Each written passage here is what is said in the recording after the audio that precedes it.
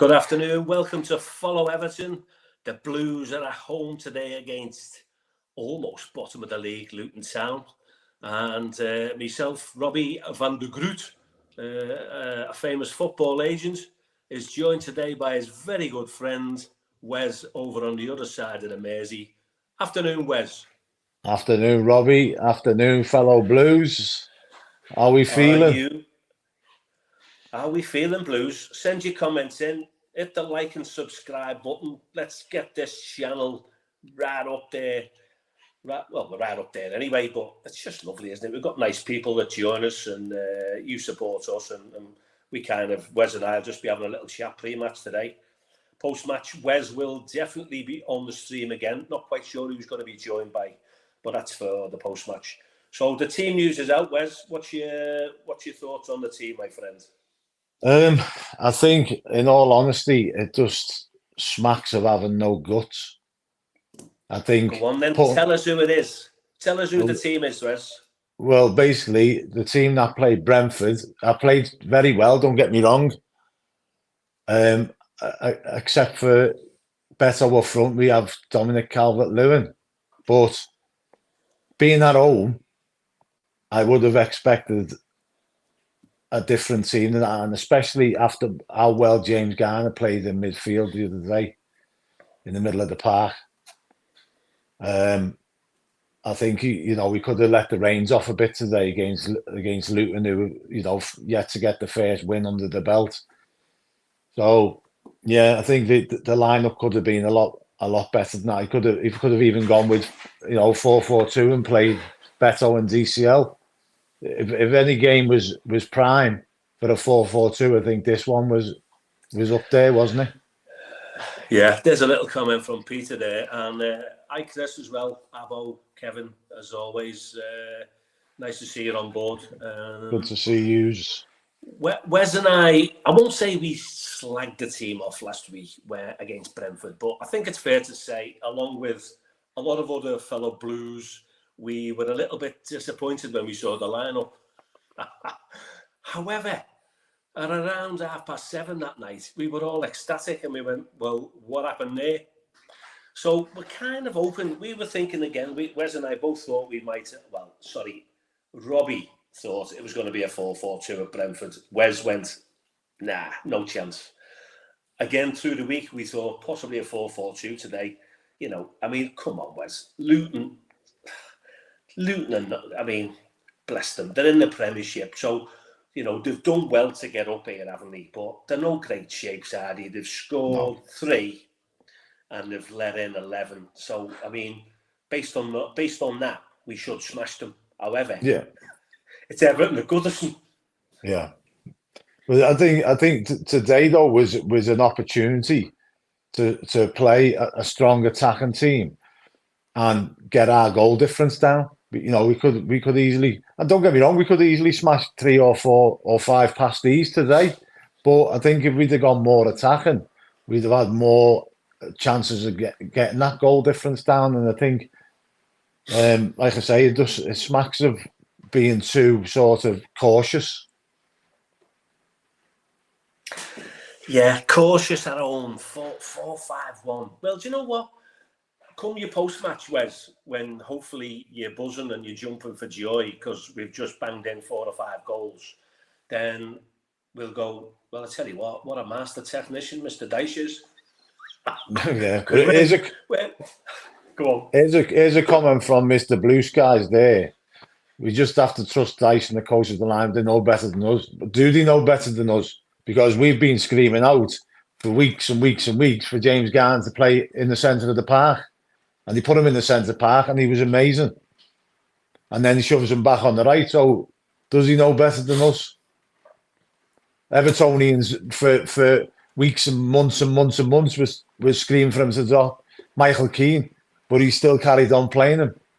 And then he dropped Michael Keane and we stopped shipping goals. So do they know better than us? Do they know better than you, Robby? Well, they get paid a lot more money, mate. He's got a lot more in his bank account than me and you have. So we're just sitting here while everyone else. I'm just looking at the weather. Yeah, it's lashing down today. And you know the funny thing is, I bet your Everton still watering the grass as we speak. Probably, yeah. Because like they haven't got enough money to pay the water bill. Yeah, I remember obviously when I used to do the stuff behind the scenes at Goodison over the years, and Moisey used to shout, "Fucking drench the pitch." Drench the pitch. Drench the fucking pitch. That's what he used to say. It was like, you just had this, heads to heads, by the way. I was quite surprised. I was just, I like to have a little look at some stats before the game, just as a bit of fun. We played Luton over the years. We were 1878, us. They were 1895, a couple of years after us. Played them 47 times. And I was quite surprised, Wes. We've beat them 23 times. They've beat us 15 times and we've drawn 9. I would have thought it'd be a lot more than that. But Luton, going back a couple of years ago, they were... I used to love their kit, by the way, in the 70s. Oh, the orange one? Well, that was the away kit. Did they have? Was it the orange at home? Was they orange at home? I thought they were white with the. Oh no, you're right. The orange kit was at home and the white kit was away with the little stripe down the left-hand side. Mick Harford used to play for them in that. Mick Harford. When I was 14, I used to run a football team. That was the only kit that was like going cheap at the time. So we all played in Luton shops. So it takes me like, I see Luton and I just go, I ran that little footy team and we didn't have Everton kits because we couldn't afford them, but we had Luton kits because they were the cheapest ones at the time. And I just thought they looked great when I put it on. I went, wow, this is dead cool, this. The gear. Was it the last time we played Luton at Goodison, we beat them 4-0. Oh. Yeah. Let's hope that's the same. Yeah. You see some of the players like Andy Johnson was our striker in that game, wasn't he? And Tim Cahill. Yeah. The goal. What a team that was, though. Yeah. Cracking team that was made up of midgets. Yeah, and Ichibi, he was in the team then as well, wasn't he? Yeah. He was like the young lad coming through. I mean, I remember him. I remember an Ichibi. God, he was a big lad. And I've never seen calves so big on a man. His calves were just like ginormous. Yeah. Again, right, I'm not slagging him off because, I'm not slagging him off, but he was someone who you wanted to be like a kind of Lukaku type player. Yeah. And on his day, I suppose he could muscle most defenders out of off the ball because he was built like a brick, Yeah. But he was a big unit. For me personally, it just didn't work. It was one of those, he was okay, you know what I mean? Average, decent, and then obviously maybe flattered to deceive, as some people would say, and then he sort of like just moved on. So, but that was like one of our players from the academy, wasn't it? Where you were going, Vic Deck, Yeah, well, I mean, at that time, we were bringing quite a few through from the academy, weren't we? The Phil Jevons, Anna Chaby, Kadamatri, players like that. Obviously, Rooney was a little bit later, but we had Franny Jeffers. We had a load coming through from the academy when Victor Anchaby was around. But like you say, he was a big unit, but he never really had it. If you know what I mean, he never had that sort of like something extra special. He was just a wrecking ball, wasn't he, when he got the ball most of the time. Mm.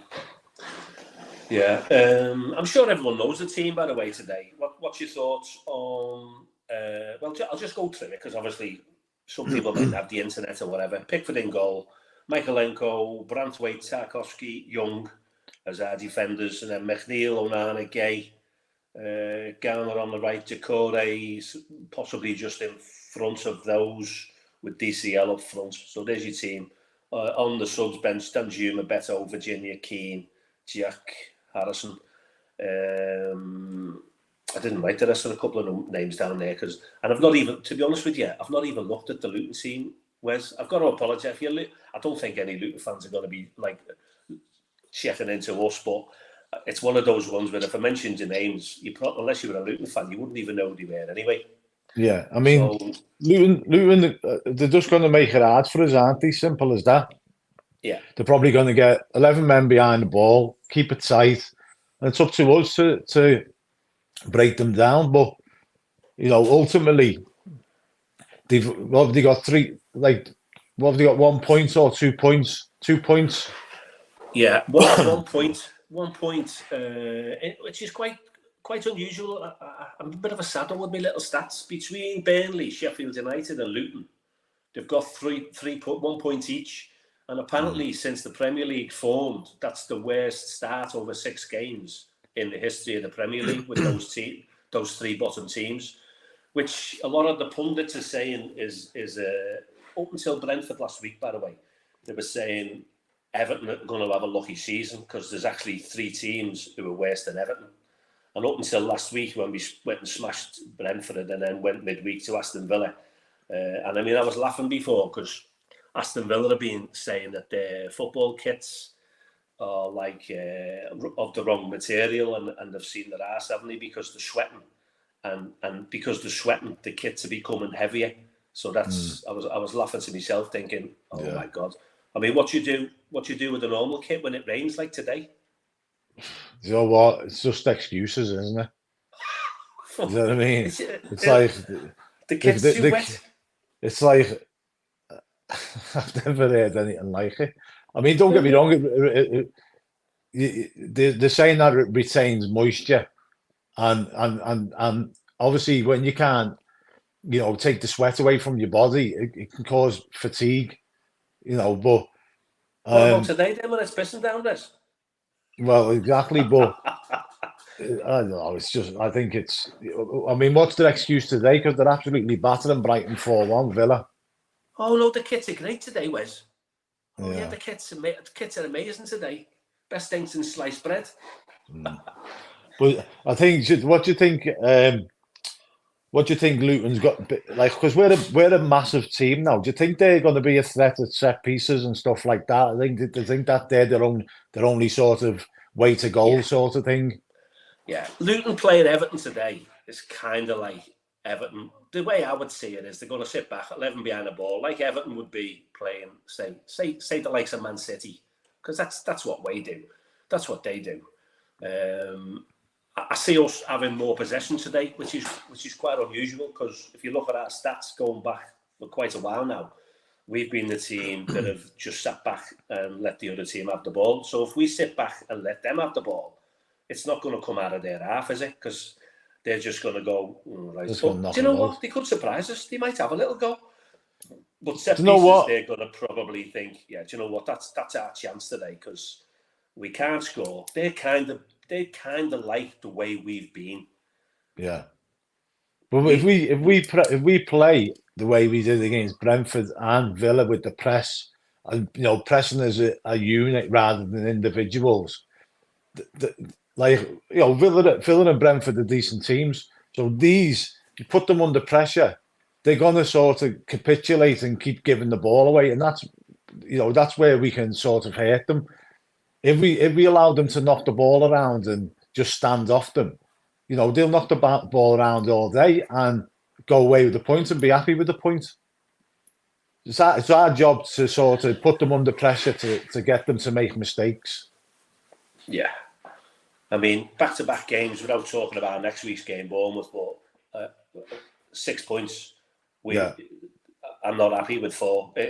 We've got to get 6 points, which puts us then up probably by next week to about 8 in the Premiership, and then all of a sudden you go, all right, we've steadied the ship, and then you've got an international break, and then you come back for a certain game across the park.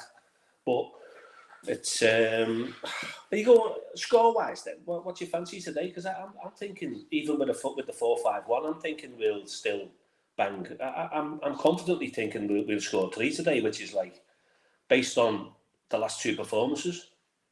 Yeah, they say it all depends on how much pressure we put them under, and if they bottle it and start giving the ball away, and that's going to play right into our hands, and then we could easily score 3 or 4 with this team. But it's doing that. It's putting them under pressure. Like we have been doing that. Like I said, when we had our little jaunt out the other day, Robbie, we were saying, it's like a switch has been switched on at Goodison Park or with the manager or whatever, and it's like the team have suddenly realised they don't want to be in another dogfight, and there is three or four teams worse off than us. So the further we get away from them now, the better, because to be honest, you can't see Luton picking up maybe more than 10 points this season because they're not a Premier League team. They haven't really invested in the squad.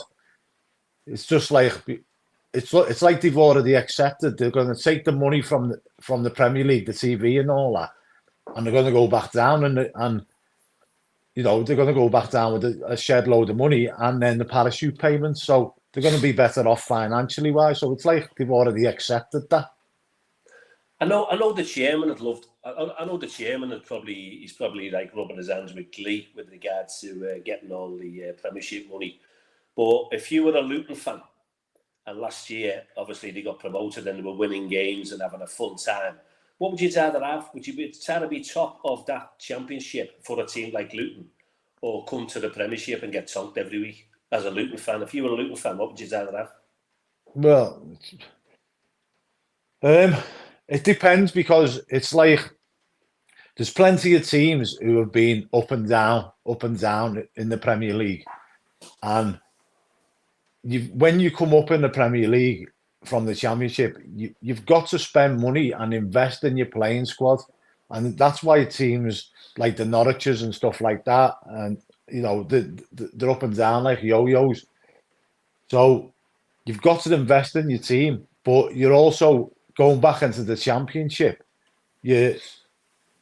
You've got a shed load of money to invest in the Championship and then have another crack at getting into the Premier League. So even though it's yo-yo, you'll always be financially sound with the money that's coming in. But like we've been distraught, haven't we, over the last 2 seasons at the start of this season, where we've seen our team, our glorious team, has gone to where it is and where we are with the struggles on and off the pitch. So when we're getting leaded every week, both me and you and the rest of the team on Follow Everton and our fans throughout the world, we're down, aren't we? Yeah. You're down. So, yeah, it was just a thought. Like I say, sometimes you just get these little thoughts in your head. I don't know what I'd prefer if I was a little team to come up and just have a few jollies out, but get smashed every week and then go down. And I'm just not quite sure. Yeah, the thing is that the chances are, how long was it since Luton was last in the Premier League? 20 odd years or something, and it's like, the chances are, if they go down, it might be another 20 odd years before they come up. Yeah. But they've had a little jaunt into the Premier League, and like I say, you've got to have a team that's better than the rest of the bad teams, and they just haven't. You know what I mean? I think they've got an honest squad. But not very good. Yeah, I mean, as we said before, you wouldn't, if I said who their team is, you wouldn't really know who they are. But one of our ex-prodigies has signed phones for him at the start of the season. He's not playing today, though, is he? Oh, he's injured, I think. Yeah, that's... Beyonce sound tonight, though. Yeah. Again, that was kind of one of the issues at Everton, wasn't it? With the injury and the way it went, and it all went a little bit pear-shaped. I don't think he would have got a wonderful reception today if he had been playing. Is that fair to say, Ross? Wes? Well, yeah, definitely. Like, he's never really got a good reception, even when he was playing for Chelsea. He's never really had a good reception coming back to Goodison, has he? So, he basically did us, didn't he? He had our kicks off big time. You know what I mean? Financially wise, he stuffed us, didn't he? He got an offer from Chelsea, and he sat on it, and then he come back in. He said, "If you don't sign a new contract, we'll give you X amount of thousands of pounds a week, and we'll pay less money for you." And that's the be all and end all of it. So what we're saying there is that's unforgivable, isn't it? 100%. Yeah, 100%. Like especially at that time, You know what I mean? When we were sort of like needing the money as well. You know what I mean? That was You kind know. of the start of the rot with us financially, because I've just having a little look at how much we'd sold and how much we'd received and whatever, and then that came up, the Ross Barkley sort of situation, when I was just looking on Google, and then I looked at some of the other mismanagement stuff that happened after that, and it's kind of gone season after season after season after season. So it's I was just looking in the news, Wes, that Everton signing. I don't know when he's going to sign or give his notice in, but the scout, the chief scout at Portsmouth, All right, yeah. He was working with Kevin Thelwell at Wolves, so they know one another well. Yeah. And then obviously you kind of look to see, okay, so he's now the chief scout at Portsmouth, and then you go, all right, I wonder how Portsmouth are doing. And then you see that the top of the league, and then they had a little look to see how much they'd spent on transfers, and he's brought in 7/8 players, not paid a fee for any one of them in the window. Just the window that just closed, and there they are, top of the league. And then you go, wow, well, he must know his stuff. Yeah. But then we've said that before, haven't we, about the fella that came from Leicester when Leicester won the Premier League, and then we got him, and we thought, Steve Walsh. Hey, that's going to be good, isn't it? Yeah. So but Steve Walsh was just all he was a chief scout. Like, they give him the director of football tag, but he was basically a chief scout. You know what I mean? But you know, he did do well at Leicester. He brought in some great players for next to nothing, and they went on and won the league. But you know, that doesn't make him a director of football. But there's a comment up here. Where have we gone? Nice one, Leo, by the way. Barkley did bin us off, but Koeman treated him like a knobhead, right? Koeman did call him out plenty of times, but as a player, you've got to understand that the manager's got his right to call you out if you're not performing the way you should be. Then the manager's got a right to call you out, but at the same time, you know, did he get sort of like cheesed off with the manager constantly having a go at him and thought, you know, I'm off? Or was that offer already there with Chelsea and he thought, I'm gonna be getting off anyway? So it makes no odds. We'll never know that one. He had a bit of form, didn't he, Coleman, for calling people out? As much as Nias was Nias, he wasn't, you know, he wasn't maybe the best footballer on the planet. The same fella.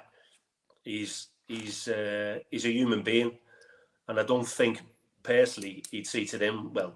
He'd treated him absolutely appallingly, to be perfectly honest with you. So yes, yeah. Whether that was Coleman as an individual, because he was a bit of a supposed hard man, and he kind of was when he was on the football pitch, wasn't he? But he had that little bit of I'll have a ruthless streak. I'll have it all day long, but at the end of the day, your players are your assets. For me, you don't treat people as a human being like that, where you go, get shut to your locker, put your stuff in the boot, lad, and you're not allowed in the canteen, and you're not. For me, that's taking it too far, and I'm amazed that others didn't sort of step in. Yeah, the thing is with Nias is he'd run through a brick wall for Everton. Do you know what I mean? And that was pretty obvious. And as Evertonians, and probably most football fans, to be honest, is all you expect is, you don't expect your players to be like, you know, a team of Messis every week. But if they can put on that shirt and give you 110% every week, doesn't matter whether you're a Messi or you're a Oumar Nias. Oumar Nias, no matter whether he was good, bad, or indifferent, no matter how many times he pulled that shirt on, he gave us everything. I totally agree with you, and I liked it. He had that little smile on his face, didn't he? It was that kind of like, you know, it was a smile of him. I'm enjoying myself, whether he was or whether he wasn't. But I just, as an individual, as a human being, I just thought what he did was an absolute disgrace. It was. I'm amazed the powers that be never called Coleman out like he was calling the players out to go, you bang out of order, but that's not happening. But there you go, that's for another day. Yeah, Kevin, I did hear stories. I don't know the fact because I wasn't kind of doing the business at Everton at that particular time. So it's that's it. Just an interesting one was, again, I just kind of look at Everton and I go, okay, so, we're a bit disappointed with the results and whatever. So the last time Everton had back-to-back wins with 2 Premier League teams, like we have done Brentford and Aston Villa midweek. The last time we had that was 7 years, 6 months and 13 days ago. The last time we had back-to-back wins away from home against 2 Premier League teams. 7 years, 6 months. There you go. Bit of a sad hope, but the thing is, Robbie, I'm not happy with that stat because you didn't mention hours and minutes and seconds. I could have done, but just didn't have enough pens ran out. See, the thing is, I follow Everton support. Wes and I, we try. We say this. We had a little beer midweek, and we just try and bring a little bit of humour to the channel as well. Hey, we're not saying that the channel's boring, but we're the two that are sitting at home while our wonderful friends are at the stadium, and we'd love to be in the stadium, but circumstances are a little bit different for Wes and I these days. So we kind of keep the channel going on a match day if no one else can do it, and that suits us. We've had too many fans. We've had too many years of watching the dross. Even before, we've had the good times, and we can remember the good times. But we've had too many years of the bad times. Whereas 1974, my friends, I'm swinging the clock here. I came home from school, and my dad said, I got home probably about 3:15, give or take, 1974. Got a little treat for you. And I said, oh, what's that, Dad? He said, we're going out tonight. I said, oh, great. I said, are we going to pictures or are we going to the theatre? He said, no, I'm taking you to Luton. I said, Dad, where's that? I didn't know what it was, but Everton were playing in Luton. So we went to Luton. Now, my dad had a company car. It was a three-wheeler company car. That's how poor we were, mate. It was a three-wheeler company car, and the seats were the seats. They weren't like seats like today. It was like a hard board. So anyway, we got to Luton. It's about 7:30, yeah. About 7:30, Luton, in our little three-wheeler. And went the Everton game, absolutely made up. Bob Latchford scored, bang, 1-0. I thought, oh, this is great. And then I'm at an away game. We got beat 2-1. And you know what? That trip home was horrendous. Because I was trying to have a kip in the back seat of a three-wheeler. You just can't. But in that year, 1974, we finished 4th as a football team. Derby County were the winners then. You're going back in time, 40 years ago. Chelsea got relegated. Just shows you how things have changed, doesn't it? That could still happen. Hey, if we win today, I'm confident we're going to win today. We go above Chelsea, don't we? Yeah. Are they playing at 3:00? I'm not sure. I think they are, yeah. I think they are. But they're terrible. They're anyone terrible. Who thinks we're struggling, have a look at Chelsea and not far away, Man United and whatever. So we're kind of not the only ones. We still believe that we're just knocking on the door there. A couple of little pieces to the jigsaw. Have you heard the 777 stuff this week as well, by the way? People still keep slagging them off, don't they? Steve Rotherham apparently had a meeting with them to discuss. Isn't that nice of him? Thanks for that, Steve. Yeah, Steve Rotherham, the big copite. Yeah. Concerned about Everton's new stadium. Yeah. And, any chance to go? Nah, you're not having a takeover there, mate. But they've also I read something about the failed to pay certain clubs. Vasco da Gama's under a transfer ban, but the transfer ban is on while they can't make transfers anyway because the transfer window's shut. It doesn't make sense. Wes, do you know all these big companies? I mean, I'm talking about the serious. Do you need to go? He's going to sort his little dog out there.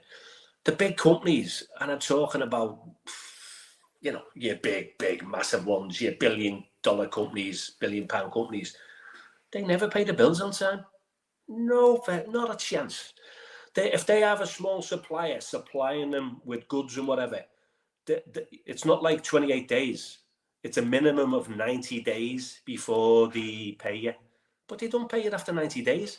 So what I'm saying is 777 they're probably going to have to change in the Premier League, because obviously it's probably a little bit stricter here. If they haven't been paying the bills, they have paid them. They just haven't kind of been on time. So obviously anyone who's going to want to give Everton a bit of a hard time, they're going to get on the back of that, aren't they? And just go, yeah. And they're not fit for purpose. Oh, and you're not going to... Yeah, we're not going to authorise you because you did this over in Brazil 54 years ago. So it's kind of like one of them. But, we'll just go through a few of the comments here. Well, thanks for listening. It's really good to have to put my glasses on here. This is where you start getting old. Let's have a little look. We've got 57 people currently watching there. So have you gone to the match, or are you also sitting home like with Robby, waiting for his grandchildren to come home? Treble seven, yeah, just like the aircraft, Kev. Yeah, I've got a good memory. The Blues, I've got a good memory. I can go back. I can tell you all about dinosaurs. Yeah, dinosaurs. I'll tell you all about the dinosaurs when they ruled the world. I mean, because, I was around then as well. A bit of a dinosaur. Same year, didn't we play Luton at home Friday night? Isn't it strange, BMAC, how I can remember the away game? Because obviously that was an event in my life that my back still broke from trying to have a kip on the three-wheeler on the way back home on the M6. But I can't remember the home game.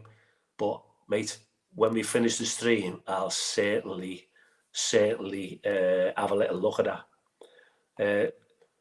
John Jones, are you 63 or are you saying I'm 63, mate? That's next year. Being added off as well because I put my pension up. So I've got to wait another year for that one as well. So Luton, scored 3-11 against. Got knocked out of the Carabao Cup midweek, didn't he, against Exeter, 1-0. So they're kind of struggling, as we possibly would have expected. We had a little phone in prior to the season starting, and we all gave our little opinions on who they thought was going to be staying up and going down. And obviously, we didn't want to mention our team there, but we actually thought we'd have a better start than what we have. But okay, slow start. Maybe it's going to be a little bit better from now on. Like I say, bang a few goals in today. Get that. I think we're -5 at the moment.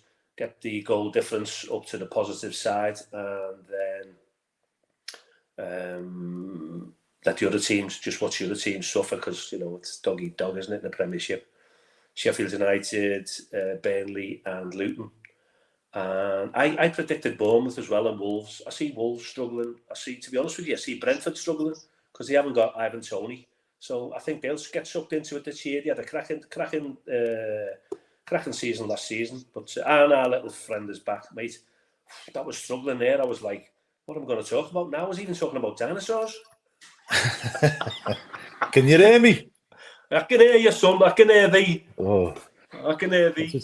I just had a nightmare there with the dog. My new phone turns up. The dog was barking his head off, and then I couldn't. When they re-entered the studio, my mic wasn't working. Oh, I'm back. Do you know, these are just the real things, ladies and gents out there listening. These are the kind of hot things that the likes of Wes and I. It's the kind of pressure that we have to put up with being live in the studio. You're never quite sure what's going to go wrong. It couldn't have gone any much more wrong.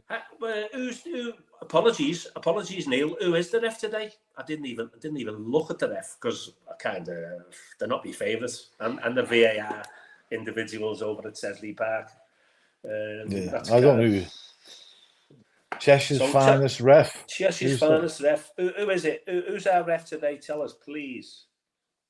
I'm trying to think who's from Cheshire. Yeah.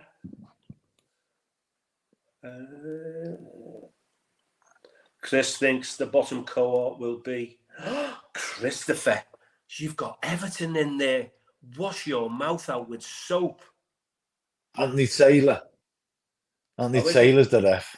Yeah. Right. Yeah, okay. The follically challenged Anthony Taylor. Yeah. I could be his dad, couldn't I? Quite easily.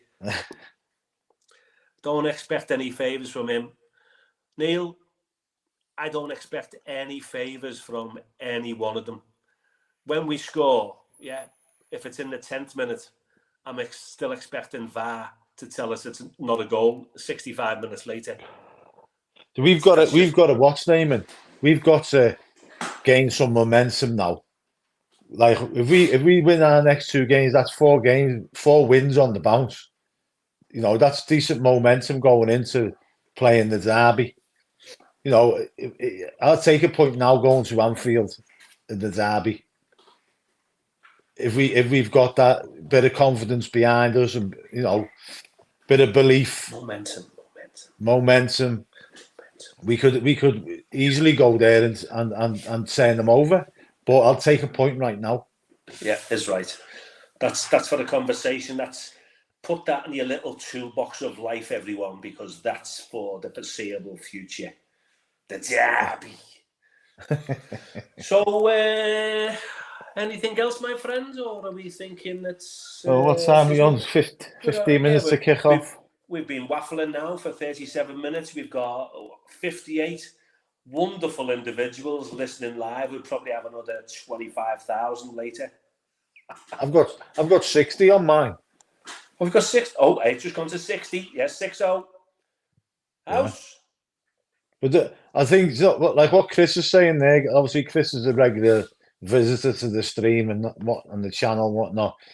He thinks Everton will finish 15th. I'll just be happy not to be going into the next, you know, the last 4 or 5 games of the season and not be worried about being sucked into that relegation zone. And for me, that'll be progress. Yeah. Yeah. So what we want. This is what we want, yeah, and it's not a lot. We want, as we discussed last week on Brentford and Aston Villa, we want our players when we go away to get off the coach and do the business and then get back on the coach and make us all feel fantastic. We go into the office, the kids go to school, whatever you're doing through the week, whether you're doing the house cleaning, whether you're doing cooking, whatever, you're feeling good. It's the feel-good factor. So you want them to get off that coach at home. At home, it's not hard. Wes and I and the rest of the lads and the girls on Follow Everton and you people out there, we want Goodison to be a fortress again.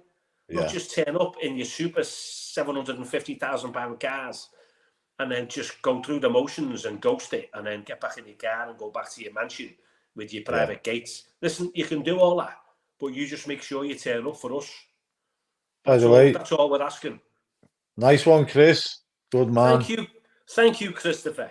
Must have loads of money in him. He's always donating. What a lovely guy. And listen, Australian in America. Yeah, if you do come over to Merseyside for a game at some point in the future, give us a shout, because Wes and I will take you out for a cup of tea. It'd be nice to meet you face to face. If anyone's on here on the stream and you're ever out for a pint or whatever, just give us a nod, and if we can, we'll try and meet you. It's just nice. For me, I'm retired now. I've done lots of things in my life, and I actually I get excited on a kind of match day, particularly on the back of two away games where I'm kind of like the little boy thing where my stomach's fluttering and we're having a little chat and a laugh, and you're hoping for good things, aren't you? You're open so that you have another nice week. You're open tonight again. You can watch match of the day again. You know what I mean? Yeah, I think you know what I think. It's imperative that not only that we get the win today, but we keep a clean sheet, because we haven't kept a clean sheet for a long while. You know what I mean? Domino, Chris, 9-0. Nice to see you watching, Domino. Yeah. Wes, do you remember them games going back many, many years ago when we beat the likes of Southampton and Sunderland and whatever, and it was like your 7s and your 8s, and we'd score them quite regularly? Yeah. But I definitely think that these are here for the taking today, and I don't know what will you go predictions wise? I'm going for a minimum of 3-0. And then Yeah. that only leaves our goal difference -2 then. I'm starting at 3. Anything else is a bonus. Yeah, I'll probably go for 3. And like you say, we score more, fine. It probably ends up 1-0, like, but it's still the opportunity's there to sort of like get a good few goals against these, and it's imperative to get into the winning feeling and the winning habit at Goodison back again. Let's get that back again. Here's an interesting one from. Let me just put this one up. This one's from Mark. How come that didn't come up? Bear with me. 2-1 to us. Pressure is on us today, unlike the last two away games when we expected very little. Mark, okay, I get what you're saying, but these are multi-millionaires. If they can't handle a little bit of pressure against a team who's only got 1 point, we were in that same position only last week, weren't we, when we smashed Brentford? Then if we can't, this is the buzzword. If we can't get that momentum going, as my mate just said, then ta-da. I think Mark's got a point though. I think, even though we beat Brentford last week, we've still only got 4 points. And the pressure will be on to get that 3 points, especially at Goodison. The fans will be expecting it.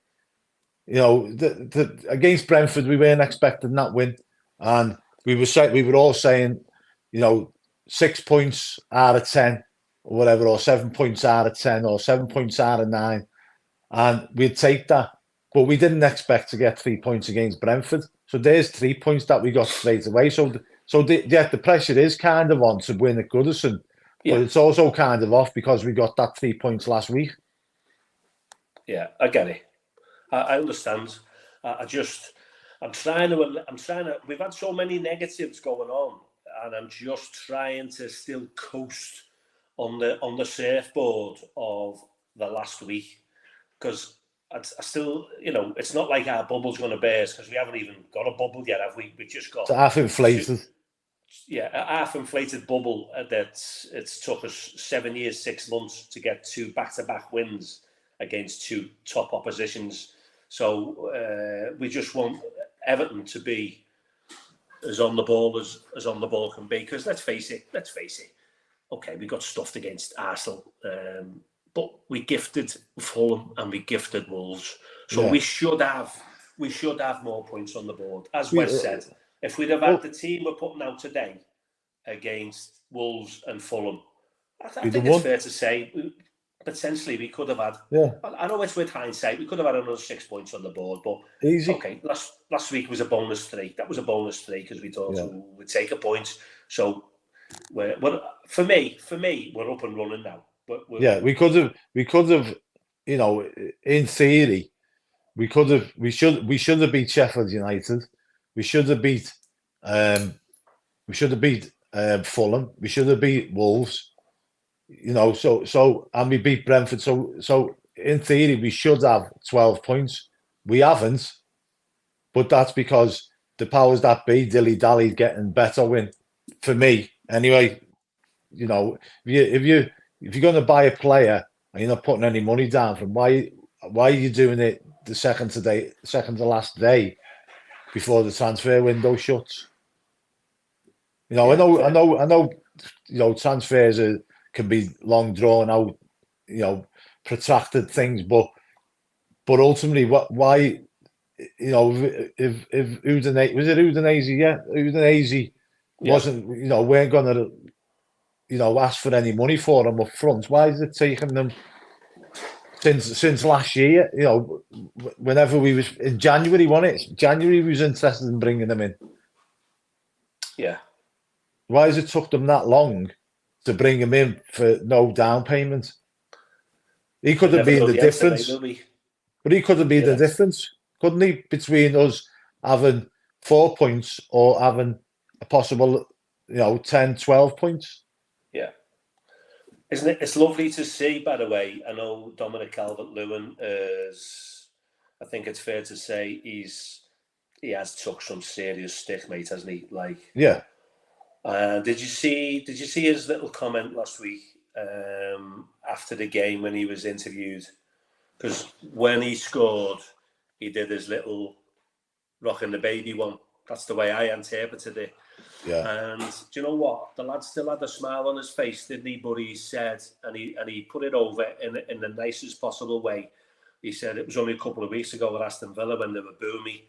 Yeah. Because he clearly heard what was going on, or his dad had told him, or whatever. They're not daft, Daddy. And here he is scoring the goal today, and everyone's like cheering him. And he said that's kind of like a couple of weeks in football, isn't it? And fans can be ruthless, fickle, call it what you like.